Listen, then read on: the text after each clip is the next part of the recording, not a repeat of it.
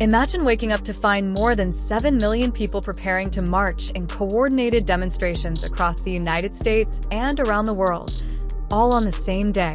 That's what organizers say is about to unfold as the third round of No Kings protests takes shape.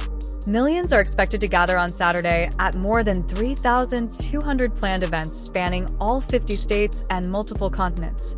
Organizers describe it as what could become the largest nonviolent day of action in American history. The demonstrations are directed at President Donald Trump and come at a moment when his administration faces heightened scrutiny over the war with Iran, rising gas prices, and the execution of its mass deportation agenda. According to organizers, public frustration has grown since the last round of protests. They point to higher costs for gas and groceries, concerns about the legality of the conflict with Iran, and anger over the deaths of two Americans, Alex Preddy and Renee Good, who were killed in Minnesota in January during federal immigration operations. Those operations drew criticism for the tactics used against both immigrants and protesters. A recent national NBC News poll found that majorities of registered voters disapprove of the president's handling of immigration, Iran, and inflation.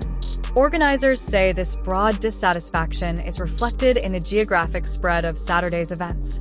More than half of the officially registered protests are set to take place in Republican-leaning or battleground areas, which they argue shows the message is not limited to one political group. The No Kings movement began in June 2025, after President Trump announced plans for a military parade in Washington on his birthday.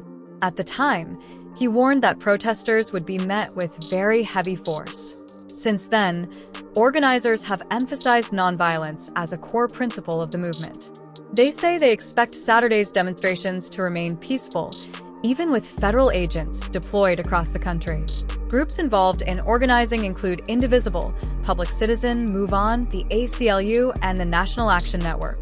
Leaders say the goal is to show unity and to reinforce the idea that no individual, including the president, should hold unchecked power. As the day approaches, organizers continue to stress preparation, safety, and peaceful participation. They say the message is simple: Americans are gathering to express that the country has no kings, and that collective action remains a fundamental part of democratic expression. To keep up with our latest reports, please subscribe for more neutral news updates.